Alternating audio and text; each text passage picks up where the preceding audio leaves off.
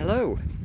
Today is day 9 of our archaeological dig at Bremenium Roman Fort, and we've had Alex Croom visiting today, who is a Roman pottery and Roman finds expert from Tyne Wear museums, and she's been really helpful. We have some of our pottery laid out here, just a small collection. This is only part of it, but there's all kinds of things, and the students have done a really good job cleaning up a lot of these pots. There's some really beautiful finds actually.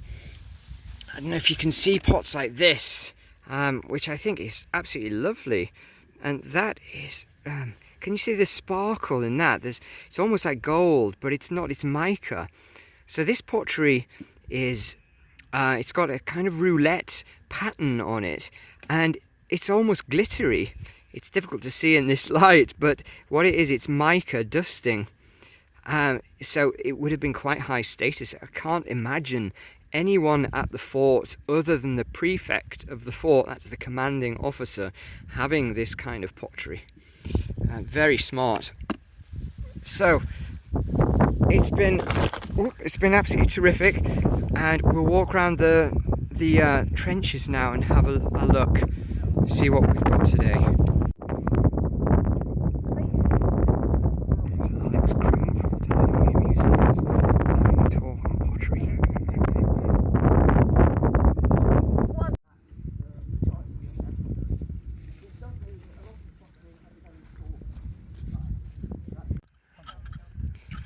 Right, so this is Trench 4, and this was positioned over a geophysical anomaly, and we think it's a building. It looks like a square building on the geophysics. So we put canes in using the GPS to find the corners of it, and there's one just here, so I think that is the corner of this building, and there is a strange extension coming off that building this way, and we found it, this big pile of rocks. I hesitate to call it a wall. It might be a wall underneath, but at the minute it's just a great pile. But it should extend in a linear form all the way down here to about where I'm stood now. So it's quite long, and I think it's a parallel wall. So that's something we can explore with the students in the coming days, I think. Right, well, apparently there hasn't been a lot more finds coming out of this, but we've got a small tray, including a little bit of ceramic oil lamp, which is quite nice. It's a shame it's only a small piece and it's bashed around so much, but yeah, that's what it is. Great. This is Trench 3, and there's not a lot more to report in here other than more of the same. It is still going down. Lara's been just finding more fill, possible post holes, lots of pottery. That's looking great. Still big chunks of Samian and amphora. Lead as well. Lead, right, yes. Amorphous blob, but lead, nevertheless. Metal things. Yeah. Odd stuff. Amphora. Lots of blackware, really nice. Yeah. And a few bits of Samian as well. So still coming out. So it's not stopped yet. No, long way to go. There might be another metre of this kind of fill, you know. That could be very good, sure. It's a bit.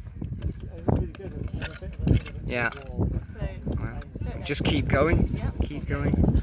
We'll find out in the coming days. So, moving on. More fill, patchy burning, possible rampart. I think there was a dark fill on this left-hand side of the rampart, on the potential rampart on the east side of it, and I think it could be a construction cut for that rampart. So we're exploring that. More pottery, lots more pottery coming out of it. That's great. And then it gets complicated over here, because we had a look at some APs. Richard took some APs yesterday, so we've been pondering the arrangement of the buildings, And this building with the floor we thought was aligned to the building behind it on the ground. It's very difficult to tell, but from the air it looks like it's more aligned with this secondary building with the upper layer. It kind of doglegs round,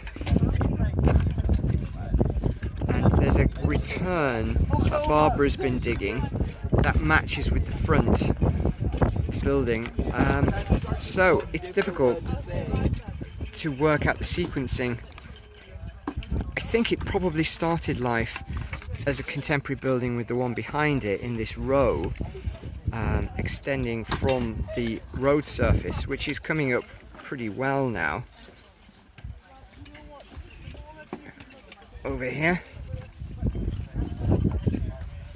So I think we've had an original row of buildings, and then secondary buildings reusing the footings perhaps of the earlier ones. Then over here Ben's been finding more flooring and an edge to that building's floor there, but then deeper down there's more cobbling underneath it going under this upper cobbling. So there's definitely phasing going on. It's not easy, is it? No.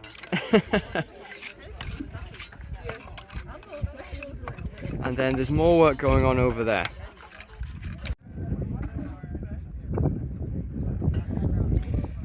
So that's the wall of the first building, and it had a bread oven that we excavated last year over here. We're just onto the top of a little part of it, but it would appear that at the end of the building, that feature there may well be a second bread oven. So I think tomorrow we'll start exploring that in greater detail, and that's promising. And then Barry's been doing a great job digging a slot, a nice sondage section across here. How are you doing, Barry? Knackered. Knackered? You've done incredible work here.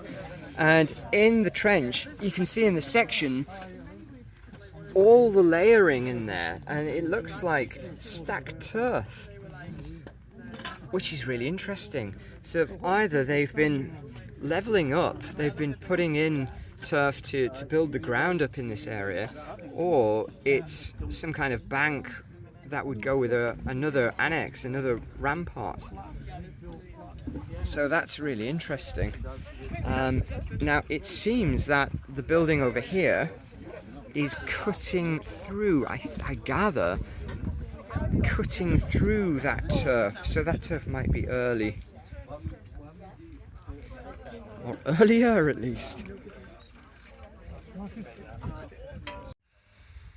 So this is Ben's trench here, and we've got this lower cobbling and then some either bits of wall or more flooring that might go with that kind of flooring, so patches. Who knows, we'll need to explore that a bit more. But then there's the line of a potential wall, whether it's been robbed out or not, along there. I don't know if you can make that out. And that seems to fit with the return of that over there. And we're always puzzled by this upper layer. That might be quite a bit later. That's what we thought. So this potential robbed out wall here may well go with that return there from this building. So that could be the edge, but then why there seems to be an edge there as well where the flooring ends abruptly. So yeah, just different phases. It's all tricky.